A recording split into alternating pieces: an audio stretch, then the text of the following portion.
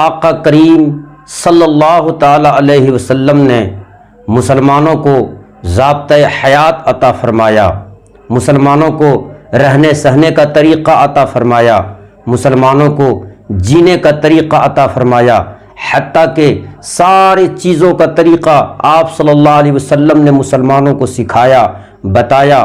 آپ نے ایک اسلامی سلطنت قائم فرما دی، کیسے اٹھنا ہے، کیسے بیٹھنا ہے، کیسے سونا ہے، سونے کا طریقہ کیا ہے، سونے سے قبل پڑھنا کیا ہے، سو کر جب آپ جاگتے ہیں اس پر آپ کو کیا پڑھنا ہے، آپ چل رہے ہیں، چلنے والا بیٹھے ہوئے کو سلام کرے، گھر سے کوئی کہیں جا رہا ہے، جانے والا گھر والوں کو سلام کر کے جائے، کہیں سے کوئی آیا ہے، آنے والا سلام کرے۔ ہمسایوں کا کیا حقوق ہے، والدین کیا کیا حقوق ہے، بچوں کا کیا حقوق ہے، پڑوسیوں کا کیا حقوق ہے، عورتوں کا کیا حقوق ہے، ساری چیزیں حضور صلی اللہ علیہ وسلم نے اپنے ماننے والوں کو، اپنے جاننے والوں کو، مسلمانوں کو طریقہ عطا فرمایا۔ کیا حلال ہے، کیا حرام ہے، کیا جائز ہے، کیا ناجائز ہے، کیا مکروہ ہے، یہ ساری چیزیں حضور صلی اللہ علیہ وسلم نے مسلمانوں کو عطا فرمایا ہے۔ اگر کوئی زنا کر لے، زنا کا ثبوت کتنے گواہوں سے ہوگا، اگر کوئی چوری کرے، کتنا مال چوری کیا ہے، اس پہ سزا ہے، ہاتھ کاٹا جائے گا۔ اگر کسی زانی کو سزا ہے تو کنوارے نے اگر زنا کی ہے اس کی کیا سزا ہے، شادی شدہ نے زنا کیا ہے اس کی کیا سزا ہے۔ اس طرح حضور صلی اللہ علیہ وسلم نے سارے چیزوں کا ضابطہ بتا دیا، قرآنی قانون اور ضابطۂ حیات مسلمانوں کو عطا فرمایا۔ نبی پاک صلی اللہ علیہ وسلم نے ایک اسلامی سلطنت عطا فرما دی، اور پھر کیا ہوا، آقا کریم صلی اللہ علیہ وسلم اللہ رب العزت کے ضابطے کے مطابق کل نفس ذائقۃ الموت، ہر نفس کو موت کا مزہ چکھنا ہے، ہر ذی روح کو موت کا مزہ چکھنا ہے۔ کل من علیہا فان ویبقى وجہ ربک ذو الجلال والاکرام، ساری چیزیں فانی ہے، باقی رہنے والی ذات فقط اللہ کی ہے۔ اس ضابطے کے تحت آقا کریم صلی اللہ تعالی علیہ وسلم نے بھی موت کا مزہ چکھا، اگرچہ ایک لمحہ کے ہی لیے صحیح، لیکن آپ نے موت کا مزہ۔ اعلیٰ حضرت عظیم البرکت فاضل بریلوی علیہ الرحمت و رضوان نے ارشاد فرمایا ہے، انبیاء کو بھی اجل آنی ہے، انبیاء کو بھی اجل آنی ہے، مگر ایسی کہ فقط آنی ہے، پھر اسی آن کے بعد ان کی حیات مثل سابق وہی جسمانی ہے۔ روح تو سب کی زندہ ہے ان کا، روح تو سب کی زندہ ہے ان کا، جس میں پر نور بھی روحانی ہے۔ اوروں کی روح ہو کتنی ہی لطیف، اوروں کی روح ہو کتنے ہی لطیف، ان کے اجسام کی کب ثانی ہے۔ اس طرح سے نبی پاک صلی اللہ علیہ وسلم نے بھی موت کا مزہ چکھا، اور ایک آن ایک لمحے کے لیے ہی صحیح آپ نے کل نفس ذائقۃ الموت کے تحت اس دنیا سے کوچ فرما گئے۔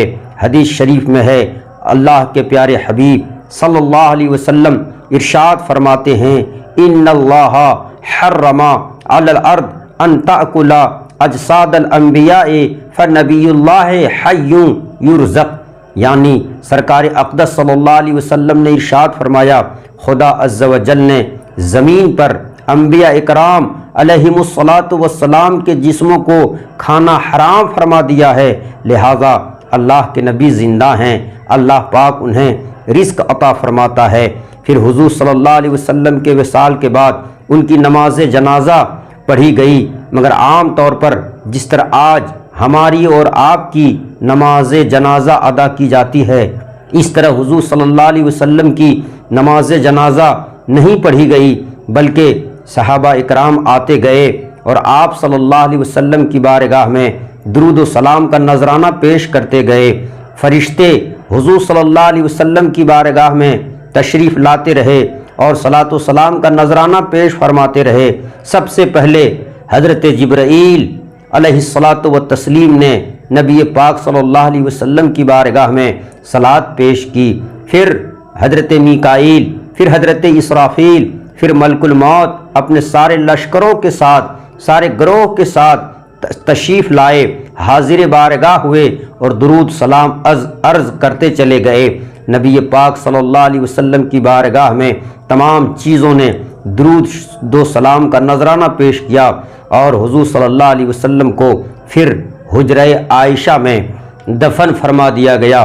آپ کے وصال کے بعد خلافت کا معاملہ پیش آیا کہ آپ کے بعد خلیفہ کس کو مقرر کیا جائے۔ حدیث شریف میں ہے، بہقی شریف میں حضرت ابو سعید خدری رضی اللہ تعالی عنہ سے روایت ہے، خلافت کے معاملے کو حل کرنے کے لیے صحابہ کرام رضوان اللہ تعالی علیہم اجمعین نے حضرت سعد بن عبادہ رضی اللہ تعالی عنہ کے مکان پر جمع ہوئے، جن میں حضرت ابو بکر صدیق، حضرت عمر فاروق رضی اللہ تعالی عنہما، دوسرے بہت سے اجلۂ صحابہ اکرام موجود تھے۔ سب سے پہلے ایک انصاری کھڑے ہوئے اور انہوں نے لوگوں سے اس طرح خطاب کیا، اے مہاجرین، آپ لوگوں کو معلوم ہے کہ جب نبی پاک صلی اللہ علیہ وسلم آپ حضرات میں سے کسی شخص کو کہیں کا عامل مقرر فرماتے تھے تو انصار میں سے بھی ایک شخص کو اس کے ساتھ کیا کرتے تھے، لہٰذا اسی طرح ہم چاہتے ہیں خلافت کے معاملے میں بھی ایک شخص مہاجرین میں سے ہو اور ایک شخص انصاری میں سے ہو۔ پھر ایک دوسرے انصاری کھڑے ہوئے اور انہوں نے بھی اسی قسم کی تقریر فرمائی۔ ان لوگوں کی تقریروں کے بعد حضرت زید بن ثابت رضی اللہ تعالی عنہ کھڑے ہوئے اور انہوں نے فرمایا، حضرات، کیا آپ لوگوں کو معلوم نہیں ہے نبی پاک صلی اللہ علیہ وسلم مہاجرین میں سے تھے، لہٰذا ان کا نائب اور خلیفہ بھی مہاجرین میں سے ہوگا، اور جس طرح ہم لوگ پہلے حضور صلی اللہ علیہ وسلم کے معاون و مددگار رہے، اب اسی طرح خلیفۃ الرسول صلی اللہ علیہ وسلم کے معاون و مددگار رہیں گے۔ یہ فرمانے کے بعد حضرت زید بن ثابت رضی اللہ تعالی عنہ نے حضرت ابو بکر صدیق رضی اللہ تعالی عنہ کا ہاتھ پکڑا اور کہا، اب یہ تمہارے والی ہیں، اور پھر حضرت زید بن ثابت رضی اللہ تعالی عنہ نے آپ سے بیعت کی۔ ان کے بعد حضرت عمر رضی اللہ تعالی عنہ نے آپ سے بیعت کی، پھر تمام انصار و مہاجرین نے آپ سے بیعت کی۔ اس کے بعد حضرت ابو بکر صدیق رضی اللہ تعالی عنہ ممبر پر رونق افروز ہوئے اور ایک نگاہ ڈالی تو اس مجمع میں حضرت زبیر رضی اللہ تعالی عنہ کو نہیں پایا، فرمایا کہ ان کو بلایا جائے۔ حضرت زبیر رضی اللہ تعالی عنہ تشریف لائے تو انہوں نے حضرت ابو بکر صدیق رضی اللہ تعالی عنہ سے فرمایا کہ آپ صلی اللہ تعالی علیہ وسلم کی پھوپھی صاحبزادے اور حضور کے خاص صحابی میں سے ہیں، مجھے امید ہے کہ آپ مسلمانوں میں اختلاف نہیں پیدا ہونے دیں گے۔ یہ سن کر انہوں نے کہا، اے خلیفۃ الرسول، اے خلیفہ رسول اللہ، آپ کوئی فکر نہ کریں۔ یہ کہنے کے بعد کھڑے ہوئے اور آپ سے بیعت کر لی۔ اس طرح سے تمام صحابہ اکرام نے ابو بکر صدیق رضی اللہ تعالی عنہ کے ہاتھ پر بیعت قبول کر لیا۔ حضرت ابو بکر صدیق نے مجمع پر نگاہ ڈالی تو اس میں حضرت علی شیر خدا، حسنین کریمین کے بابا جان حیدر کرار موجود نہ تھے۔ فرمایا، علی بھی نہیں ہیں۔ حضور صلی اللہ علیہ وسلم کے بعد ابو بکر صدیق رضی اللہ تعالی عنہ خلیفہ مقرر ہو گئے، مجمع میں علی غائب ہیں۔ حضرت ابو بکر صدیق نے کہا ان کو بھی بلایا جائے۔ جب حضرت علی شیر خدا رضی اللہ تعالی عنہ تشریف لائے تو آپ نے فرمایا، اے ابو طالب کے صاحبزادے، اے ابو طالب کے صاحبزادے، آپ رسول اللہ صلی اللہ علیہ وسلم کے چچا زاد بھائی اور ان کے داماد ہیں، مجھے امید ہے کہ آپ اسلام کو کمزور ہونے سے بچانے میں ہماری مدد کریں گے۔ انہوں نے پھر حضرت زبیر رضی اللہ تعالی عنہ کی طرح کہا، اے خلیفہ رسول اللہ، آپ کچھ فکر نہ کریں۔ یہ کہہ کر انہوں نے بھی، یعنی حضرت علی رضی اللہ تعالی عنہ نے بھی بیعت فرما لی۔ میں عرض یہ کرنا چاہوں گا، اس طرح سے خلیفۃ المسلمین، امیر المومنین حضرت ابو بکر صدیق رضی اللہ تعالی عنہ خلیفہ اول کے شکل میں دنیا جہان کے لیے، مومنین مومنات کے لیے آپ امیر المومنین مقرر ہو گئے۔ آپ رضی اللہ تعالی عنہ، ابو بکر صدیق رضی اللہ تعالی عنہ کی شان بہت بلند و بالا ہے۔ آپ نے حضور صلی اللہ علیہ وسلم کی موجودگی میں نمازیں پڑھائی۔ حضور علیہ الصلوۃ والتسلیم کی جب طبیعت علیل تھی، لوگوں نے کہا، یا رسول اللہ، نماز کے لیے کون امام ہوں گے؟ آقا کریم صلی اللہ علیہ وسلم نے ارشاد فرمایا، ابو بکر کو امام بناؤ۔ ابو بکر کو امام بناؤ۔ اس طرح سے حضور علیہ الصلاۃ والتسلیم نے پہلے اشارہ بھی دیا کہ میرے بعد اگر کوئی خلیفۃ المسلمین اور کوئی تمہارا امیر ہوگا وہ ابو بکر صدیق رضی اللہ تعالی عنہ کی ذات ہوگی۔ ابو بکر صدیق رضی اللہ تعالی عنہ نے سب سے پہلے اسلام قبول کیا، آپ اولین میں سے ہیں۔ حضور علیہ السلام نے جب نبوت و رسالت کا اعلان فرمایا، سب سے پہلے جس نے حضور کا ساتھ دیا ابو بکر صدیق رضی اللہ تعالی عنہ کی ذات ہے۔ آپ اسلام لانے سے پہلے بھی کبھی بھی بتوں کو آپ نے سجدہ نہیں کیا، آپ نے بت شکنی کی۔ 3 چیزوں سے آپ بے پناہ محبت فرمایا کرتے تھے، ان میں ایک چیز حضور صلی اللہ علیہ وسلم ہیں۔ آپ غار یار ہیں، ہر جگہ حضور صلی اللہ علیہ وسلم کے ساتھ ہیں۔ نبی پاک صلی اللہ علیہ وسلم کا ساتھ ہمیشہ آپ نے دیا۔ ابو بکر صدیق رضی اللہ تعالی عنہ کی نیکیاں اللہ اللہ، عمر کی نیکیاں پوری زندگی کی ایک طرف، اور حضور صلی اللہ علیہ وسلم نے کہا کہ ابو بکر صدیق کی نیکی غار ثور میں جو میرے ساتھ رہا وہ ایک رات کی نیکی عمر کی تمام نیکیوں پر بھاری ہے۔ سبحان اللہ۔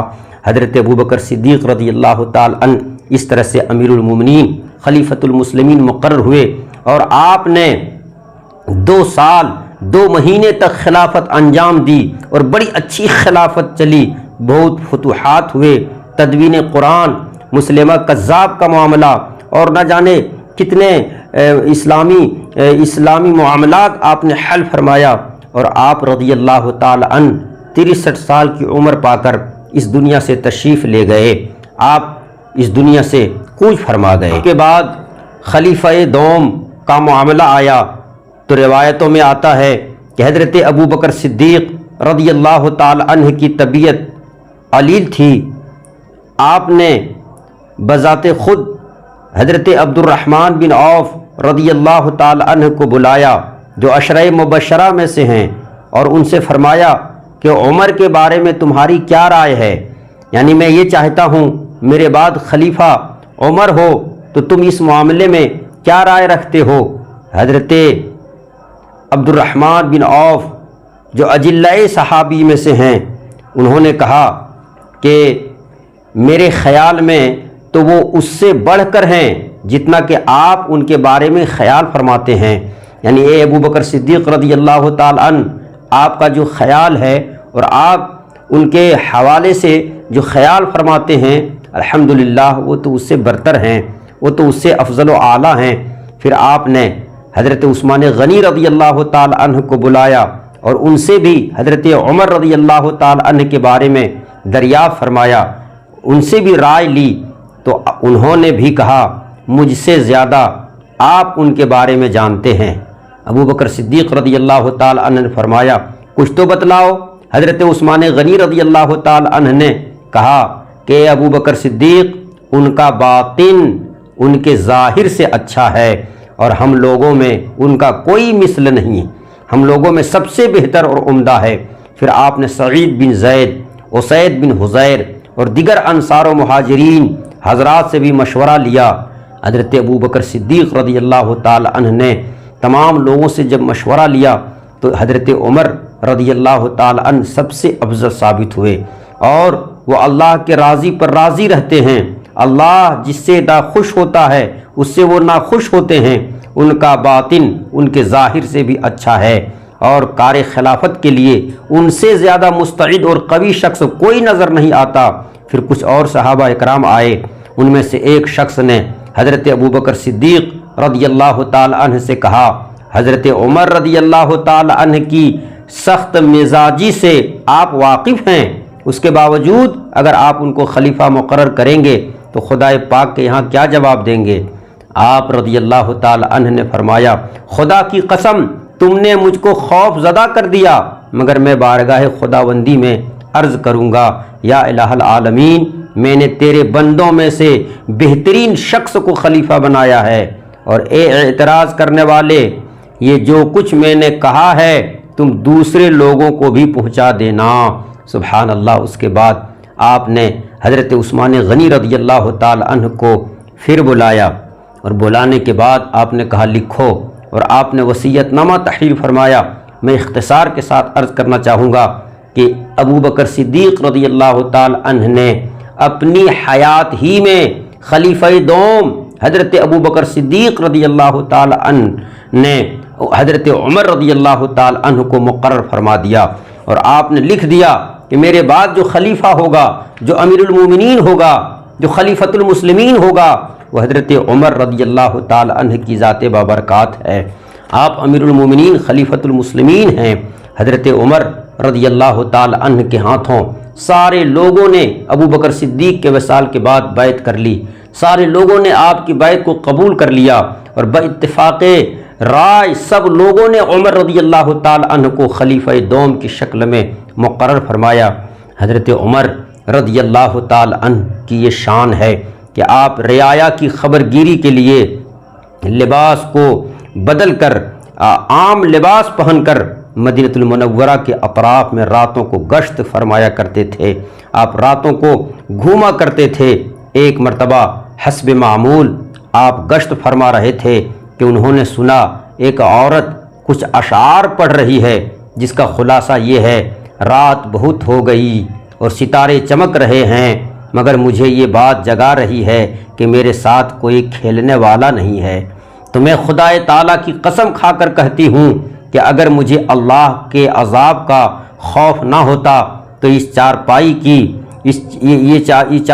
کی چولیں ہلتیں، لیکن میں اپنے نفس کے ساتھ اس نگہبان اور موکل سے ڈرتی ہوں جس کا کاتب کبھی نہیں تھکتا، جو ایک ایک لمحے کو لکھتا ہے، جو کرامن کاتبین کے ذریعے کیا ہوا، کیا نہیں ہوا، کیا کیا گیا، ساری چیزوں کو محفوظ کرتا ہے۔ اشعار سن کر حضرت عمر رضی اللہ تعالی عنہ نے اس عورت سے دریافت فرمایا: تیرا کیا معاملہ ہے کہ اس قسم کے اشعار پڑھ رہی ہے؟ اس نے کہا: میرے شوہر کئی ماہ سے جنگ پر گیا ہوا، اس کی ملاقات کے شوق میں یہ اشعار پڑھ رہی ہوں۔ صبح ہوتے ہی آپ نے اس کے شوہر کو بلانے کے لیے قاصد روانہ فرمایا، کیونکہ آپ کی زوجہ محترمہ وفات پا چکی تھیں، اس لیے آپ نے اپنی صاحبزادی ام المومنین حضرت حفصہ رضی اللہ تعالی عنہا سے دریافت فرمایا کہ عورت کتنے زمانے تک شوہر کے بغیر رہ سکتی ہے؟ اس سوال کو سن کر حضرت حفصہ رضی اللہ تعالی عنہا نے شرم سے اپنا سر جھکا لیا اور کوئی جواب نہیں دیا۔ آپ نے فرمایا: خدائے تعالی حق بات میں شرم نہیں کرتا۔ اے حفصہ ہاتھ کے اشارے سے کچھ تو بتا۔ اتنے میں حفصہ رضی اللہ تعالی عنہا اشارے سے بتاتی ہے 3 ماہ یا زیادہ سے زیادہ 4 ماہ، یعنی عورت بغیر شوہر کے 3 ماہ تک رہ سکتی ہے، اور زیادہ اگر برداشت کر لے 4 ماہ تک رہ سکتی ہے، مگر اس سے زیادہ نہیں رہ سکتی۔ حضرت عمر رضی اللہ تعالی عنہ نے حکم جاری فرما دیا، آپ نے اعلان کرا دیا 4 مہینے سے زیادہ کسی سپاہی کو جنگ میں نہ روکا جائے۔ کہیں بھی کوئی کام کرنے گیا ہو اس کو 4 مہینے تک روکو، 4 مہینے سے زیادہ مت روکنا۔ 4 مہینہ پر جائے اس کو گھر جانے کی اجازت دو، اپنے بال بچوں سے ملاقات کرے، اپنے بیوی سے وہ جا کر کے ملاقات کرے۔ آج ہم اور آپ سعودیہ عربیہ چلے جاتے ہیں، سالوں سال وہاں رہتے ہیں، آپ کی بیوی انڈیا میں تڑپ رہی ہے، آپ کی بیوی انڈیا میں نہ جانے کیا کیا گل کھلا رہی ہے۔ یاد رکھیے گا، اگر آپ کہیں جا رہے ہیں آپ اپنی بیوی کا بھی خیال رکھیں، بیوی کے حقوق بھی آپ کے اوپر ہیں، آپ کا حق بھی بیوی پر ہے۔ ان حقوق کی پامالی کر کے اگر آپ روپیہ اور پیسہ کما رہے ہیں اور روپیے پیسے کمانے میں کہیں ایسا نہ ہو، کوئی ایسا گناہ ہو جائے، کوئی ایسی غلطی ہو جائے کہ روپیہ پیسہ یہیں رہ جائے اور اس گناہ کے عوض میں قبر میں ہمارے لیے عذاب ہو۔ اس لیے مسلمانوں، عذاب قبر سے ڈریے، عذاب قبر کا خوف کھائیے۔ الغرض حضرت عمر رضی اللہ تعالی عنہ کی خلافت بہت شاندار رہی، بڑی اچھی خلافت چلی، اور آپ رضی اللہ تعالی عنہ 26 ذی الحجہ 23 ہجری بدھ کے دن آپ زخمی ہوئے، اور 3 دن بعد 10 برس 6 ماہ 4 دن امور خلافت کو انجام دے کر 63 سال کی عمر میں وفات پائی۔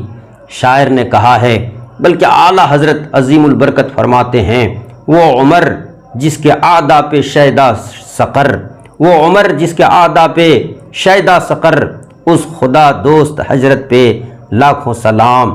ترجمان نبی ہم زبان نبی، ترجمان نبی ہم زبان نبی، جان شان عدالت پہ لاکھوں سلام۔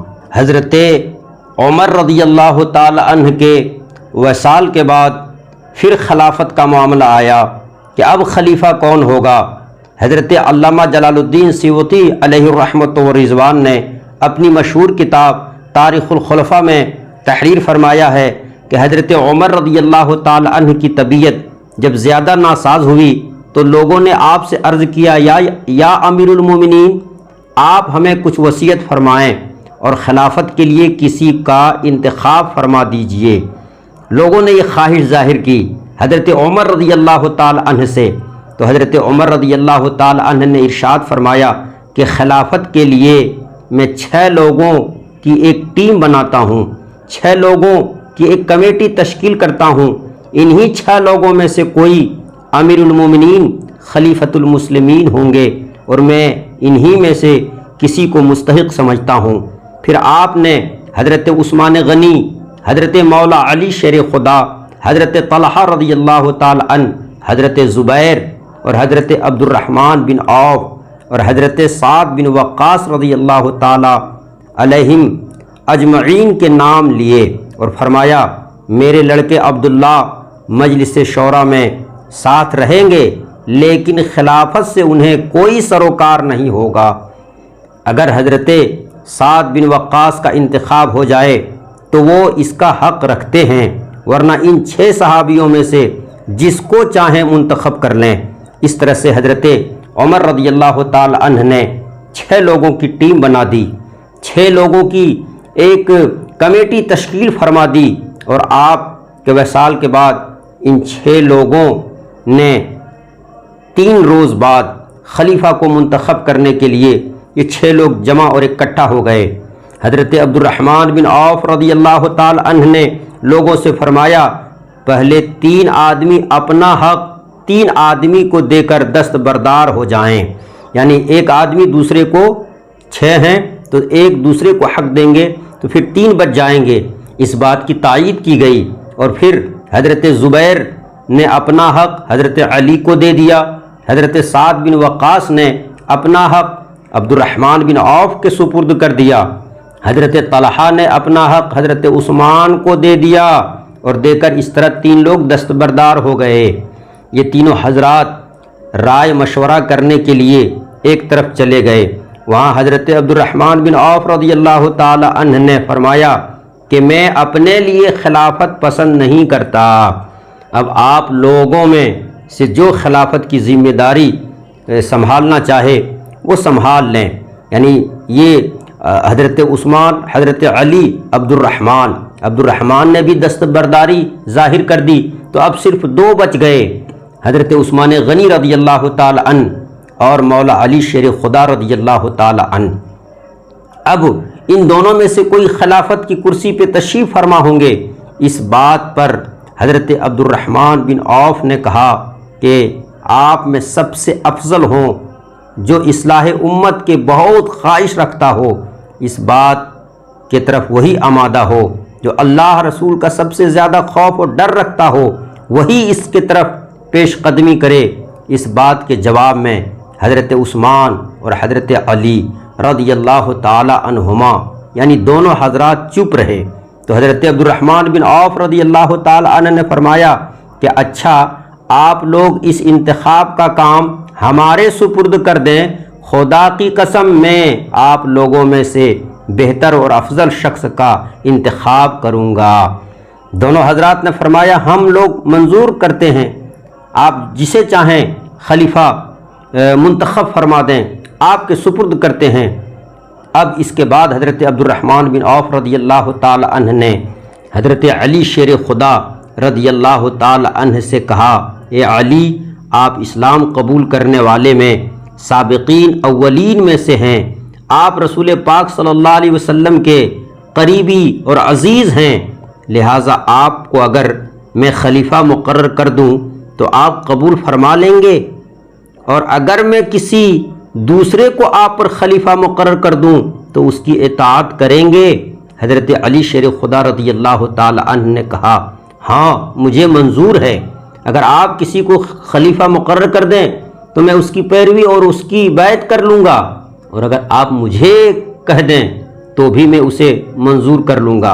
اور پھر عبد الرحمن بن عوف نے یہی بات حضرت عثمان رضی اللہ تعالی عنہ سے کہی اور کہا اے عثمان، اگر میں آپ کو خلیفہ مقرر کر دوں، آپ کو خلیفہ مان لوں، کیا آپ اسے قبول فرمائیں گے؟ حضرت عثمان غنی نے کہا ہاں میں قبول کروں گا۔ کہا کہ اگر آپ پر کسی کو خلیفہ مقرر کر دوں کیا آپ اسے منظور فرمائیں گے، اس کی بیعت قبول کریں گے؟ حضرت عثمان غنی رضی اللہ تعالی عنہ نے کہا ہاں میں اسے بھی منظور کروں گا، میں اسے قبول کروں گا۔ اس قسم کے عہد و پیمان لے لیا۔ اس کے بعد آپ نے یعنی حضرت عبد الرحمن بن عوف نے حضرت عثمان غنی رضی اللہ تعالی عنہ کے ہاتھ پر بیعت کر لی، اور ان کے بعد حضرت علی شیر خدا رضی اللہ تعالی عنہ نے بھی بیعت کر لی۔ سبحان اللہ۔ اس طرح سے تیسرے خلیفہ حضرت عثمان غنی رضی اللہ تعالی عنہ مقرر ہو گئے۔ خلیفۃ المسلمین امیر المومنین حضرت عثمان غنی رضی اللہ تعالی عنہ مقرر فرما لیے گئے، اور پھر حضرت عثمان غنی رضی اللہ تعالی عنہ کی خلافت 12 سالوں تک چلی، اور الحمدللہ بڑی اچھی خلافت رہی، بڑی اچھی خلافت رہی۔ 6 سال کے بعد کچھ معاملات بگڑ گئے، مصر کے کچھ معاملات خراب ہو گئے۔ مصر کے معاملات، مصر کا گورنر نے کچھ بدماشی شروع کر دی۔ مصر کے لوگوں نے آ کر کے عثمان غنی رضی اللہ تعالی عنہ کے بارگاہ میں شکایت کی اور کہا اے عثمان غنی رضی اللہ تعالی عنہ، آپ مصر کا گورنر تبدیل کر دیں، مصر کا گورنر چینج کر دیں۔ حضرت عثمان غنی رضی اللہ تعالی عنہ نے خط لکھا مصر کے گورنر کو، اور آپ نے لوگوں پر، رعایا پر رحم کرنے، عدل و انصاف سے کام لینے کی تاکید فرمائی، مگر اس خط کا مصر کے گورنر نے کوئی پرواہ نہیں کی۔ گورنر نے اس خط پر کوئی توجہ نہیں دی۔ بہت خون خرابہ ہونے لگا تو مصر سے 700 لوگ حضرت عثمان غنی رضی اللہ تعالی عنہ کے بارگاہ میں آئے اور آ کر کہنے لگے اے عثمان غنی رضی اللہ تعالی عنہ، مصر کی حالات سے آپ واقف ہیں، وہاں پر بڑی دقت ہو رہی ہے، وہاں پر لوگوں پر بڑا ظلم ہو رہا ہے، اس لیے آپ عبداللہ بن ابی سرح کو معزول کر کے کسی دوسرے کو وہاں کا گورنر مقرر فرما دیں۔ حضرت عثمان غنی رضی اللہ تعالی عنہ نے کہا آپ لوگ جسے کہیں میں ان کو وہاں کا گورنر مقرر کر دوں گا۔ تو وہ 700 لوگوں نے حضرت ابو بکر صدیق رضی اللہ تعالی عنہ کے صاحبزادے یعنی محمد بن ابو بکر کو منتخب کیا اور کہا اے عثمان غنی رضی اللہ تعالی عنہ، وہاں کا گورنر ابو بکر صدیق کے صاحبزادے محمد بن ابو بکر کو آپ منتخب فرما دیں۔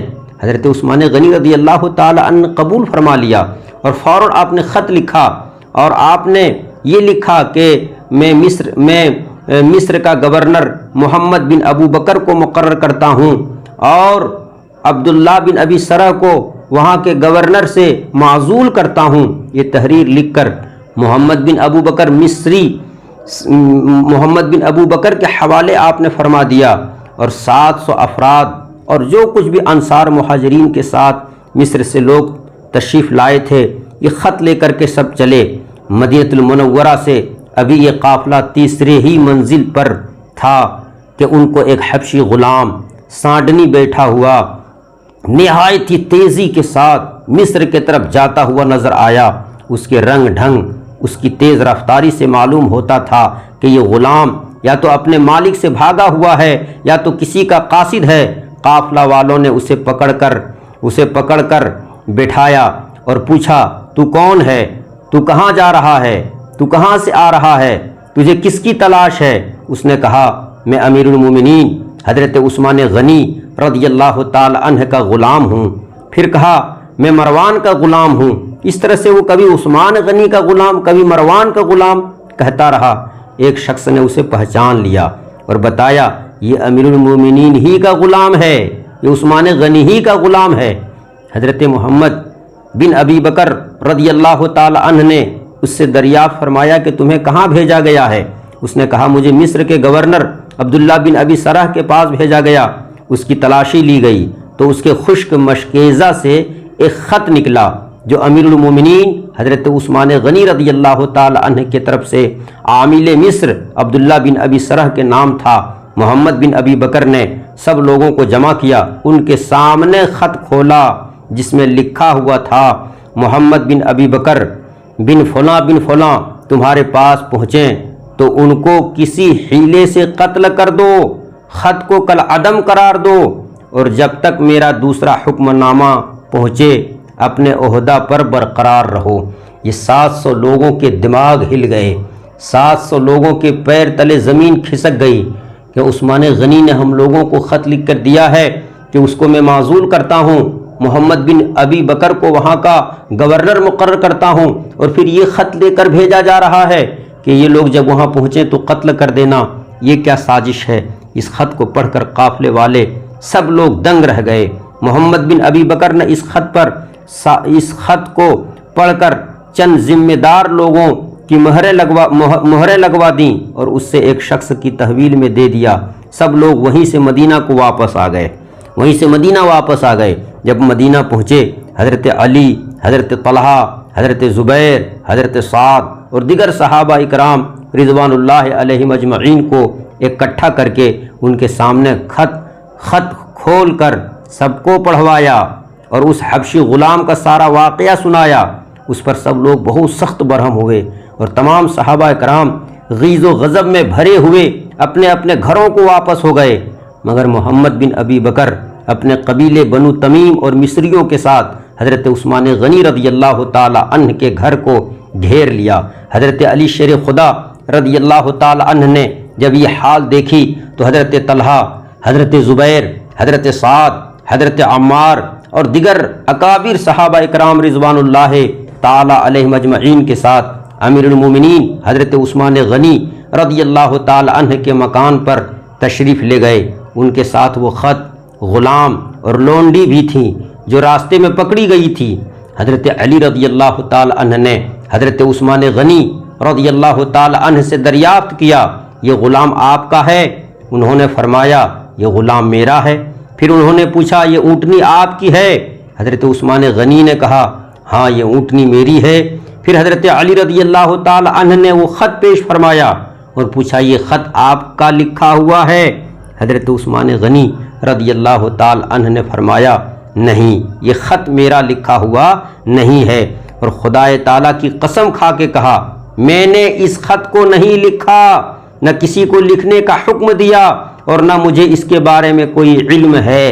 حضرت علی شیر خدا رضی اللہ تعالی عنہ نے فرمایا بڑے تعجب کی بات ہے، اونٹنی آپ کی، خط پر مہر آپ کی، غلام آپ کا، لے کر جا رہا ہے غلام آپ کا، مگر آپ کو کوئی علم نہیں۔ پھر حضرت عثمان غنی رضی اللہ تعالی عنہ نے اللہ کی قسم کھا کر فرمایا کہ میں نے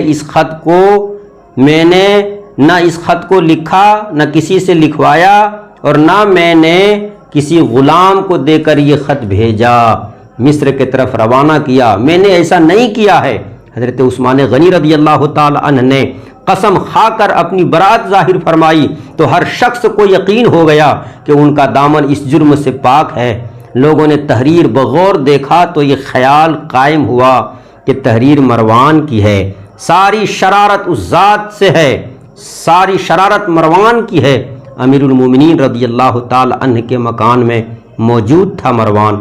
لوگوں نے ان سے کہا آپ اسے ہمارے حوالے کر دیجئے، آپ نے انکار کر دیا، اس لیے وہ لوگ غیظ و غضب میں بھرے ہوئے تھے، مروان کو سزا دیتے، اسے قتل کر دیتے، حالانکہ تحریر سے یقین کامل نہیں ہوتا، اس لیے کہ الخط یشبہ الخط، یعنی ایک تحریر دوسرے تحریر کے مشابہ ہوتی ہے، ایک کی تحریر دوسرا نقل کر کے اسی طرح ہو نقل کر سکتا ہے۔ اس لیے حضرت عثمان غنی رضی اللہ تعالی عنہ نے مروان کو ان لوگوں کے سپرد نہیں کیا، شک کے بنیاد پر، جب تک یقین سے پتہ نہ چل جائے کہ ان کا ہی یہ کام ہے، ہم کیسے سپرد کر دیں؟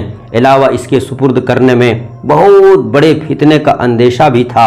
بہرحال حضرت عثمان غنی رضی اللہ تعالی عنہ نے مروان کو لوگوں کے حوالے کرنے سے انکار کر دیا۔ صحابہ اکرام نے یہ معاملہ اور یہ حالت دیکھ کر آپ جو ہے غیظ و غضب میں آئے اور وہاں سے اٹھ کر کے چلے گئے اور آپس میں یہ کہہ رہے تھے حضرت عثمان کبھی جھوٹی قسم نہیں کھا سکتے، مگر کچھ لوگ یہ بھی کہہ رہے تھے کہ شک سے بری بھی نہیں ہو سکتے جب تک کہ مروان کو ہمارے سپرد نہ کر دیں اور ہم اس سے تحقیق نہ کر لیں اور یہ معلوم نہ ہو جائے کہ نبی پاک صلی اللہ علیہ وسلم کے صحابیوں کو قتل کرنے کا حکم کیوں دیا گیا۔ اگر یہ بات ثابت ہو گئی کہ خط انہوں نے ہی لکھا ہے تو ہم انہیں خلافت سے الگ کر دیں گے، اور اگر یہ بات پائے ثبوت کو پہنچی کہ حضرت عثمان کی طرف سے مروان نے خط لکھا ہے تو ہم اسے سزا دیں گے۔ یہ کہہ کر حضرت عثمان غنی رضی اللہ تعالی عنہ کے مکان کو لوگوں نے گھیر لیا۔ جب اکابر صحابہ اپنے اپنے گھر چلے گئے، بلوائیوں نے محاصرہ کر لیا، سختی پیدا کر دی، یہاں تک کہ ان پر پانی بند کر دیا گیا۔ حضرت عثمان غنی رضی اللہ تعالی عنہ پر پانی بند کر دیا گیا، اور آپ صلی اللہ علیہ وسلم کمرے کے اندر بند ہیں۔ اوپر سے جھانک کر مجمع سے آپ نے دریافت کیا۔ عثمان غنی نے کہا کیا تم میں سے علی بھی ہیں؟ تم لوگ جو گھیرے ہوئے ہو، کیا تم لوگ گھیرنے والوں میں علی بھی ہیں؟ لوگوں نے کہا نہیں، حضرت علی یہاں نہیں ہیں۔ آپ نے فرمایا کہ کیا تم میں سعد موجود ہیں؟ جواب دیا گیا نہیں، سعد بھی نہیں ہیں۔ یہ جواب سن کر آپ تھوڑی دیر خاموش رہے۔ اس کے بعد فرمایا کوئی شخص علی کو خبر پہنچا دے کہ وہ ہمارے لیے پانی مہیا کرے۔ جب حضرت علی شیر خدا رضی اللہ تعالی عنہ کو یہ خبر پہنچ گئی تو انہوں نے آپ کے لیے پانی سے بھرے ہوئے 3 مشکیزے بھجوائے، مگر وہ پانی بمشکل آپ تک پہنچا۔ اس کے سبب بنی ہاشم، بنی امیہ کے کئی غلام زخمی ہو گئے۔ اس واقعے سے حضرت علی شیر خدا رضی اللہ تعالی عنہ کو یہ احساس ہوا، یہ اندازہ ہو گیا کہ لگتا ہے لوگ حضرت عثمان غنی رضی اللہ تعالی عنہ کو قتل کرنا چاہتے ہیں۔ تو آپ نے اپنے دونوں صاحبزادے، علی کے دونوں صاحبزادے حضرت امام حسن، حضرت امام حسین، حسنین کریمین رضی اللہ تعالی عنہما سے فرمایا کہ تم دونوں اپنی اپنی تلواریں لے لو۔ سبحان اللہ، تم دونوں اپنی اپنی تلواریں لے لو اور حضرت عثمان کے دروازے پر جاؤ، پہرے داروں کی طرح ہوشیاری سے کھڑے رہو اور خبردار کسی بھی بلوائی کو اندر ہرگز جانے مت دینا۔ اسی طرح حضرت طلحہ، حضرت زبیر اور اکابر صحابہ رضوان اللہ تعالی علیہم اجمعین نے اپنے اپنے صاحبزادگان کو امیر المومنین خلیفۃ المسلمین رضی اللہ تعالی عنہ کے دروازے پر بھیج دیا، جو برابر نہایت مستعدی کے ساتھ ان کی حفاظت کرتے رہے۔ اس طرح سے حضرت عثمان غنی رضی اللہ تعالی عنہ کو ان لوگوں نے گھیرے رکھا۔ اخیر میں 1-2 آدمی مکان کے پیچھے سے حضرت عثمان غنی رضی اللہ تعالی عنہ کے گھر میں داخل ہو گئے، اور جب گھر میں داخل ہوئے حضرت عثمان غنی رضی اللہ تعالی عنہ قرآن کی تلاوت فرما رہے تھے۔ آپ کے ساتھ آپ کی بیوی حضرت نائلہ بھی تھی۔ وہ فرماتی ہیں کہ وہ 2 شخص آیا اور میرے شوہر جان خلیفۃ المسلمین امیر المومنین حضرت عثمان غنی رضی اللہ تعالی عنہ کی داڑھی پکڑ لی۔ تو امیر المومنین نے ان سے فرمایا اگر تمہارا باپ حضرت ابوبکر صدیق ابھی ہوتے تو تجھے میرے ساتھ ایسی گستاخی کرتے ہوئے دیکھتے تو وہ کیا کہتے؟ اس بات کو سن کر ابو بکر نے، محمد بن ابی بکر نے جب یہ سنا تو انہوں نے داڑھی چھوڑ دی، مگر ان کے ساتھ جو گئے تھے انہوں نے حضرت عثمان غنی رضی اللہ تعالی عنہ پر حملہ کر دیا اور آپ رضی اللہ تعالی عنہ پر جھپٹ پڑے اور ان کو نہایت بے دردی کے ساتھ شہید کر دیا۔ جب حضرت عثمان غنی رضی اللہ تعالی عنہ پر حملہ ہوا اور دشمن ان کو شہید کر رہے تھے، اس وقت آپ کی اہلیہ نائلہ چیخنے چلانے لگی۔ بلوائیوں نے چونکہ بڑا شور غوغا کر رکھا تھا، اس لیے آپ کی چیخ پکار کو کسی نے نہیں سنا۔ آپ کی شہادت کے بعد آپ کی شہادت کے بعد وہ گھر سے باہر آئیں اور آ کر آواز لگانے لگی، امیر المومنین شہید کر دیے گئے۔ لوگوں نے نیچے اتر کر دیکھا، حضرت عثمان غنی رضی اللہ تعالی عنہ کا پورا جسم خون آلود تھا، ان کی روح پرواز کر چکی تھی۔ حضرت عثمان غنی رضی اللہ تعالی عنہ شہادت کے وقت قرآن کی تلاوت فرما رہے تھے۔ جب تلوار لگی تو آیت کریمہ فَسَيَكْفِيكَهُمُ اللَّهُ پر خون کے چند قطرات پڑے، اور آپ کی بیوی صاحبہ حضرت نائلہ رضی اللہ تعالی عنہا نے تلوار کے وار کو جب اپنے ہاتھوں سے روکا تو ان کی انگلیاں بھی کٹ گئی۔ اس طرح حضرت عثمان غنی رضی اللہ تعالی عنہ کی شہادت ہو گئی۔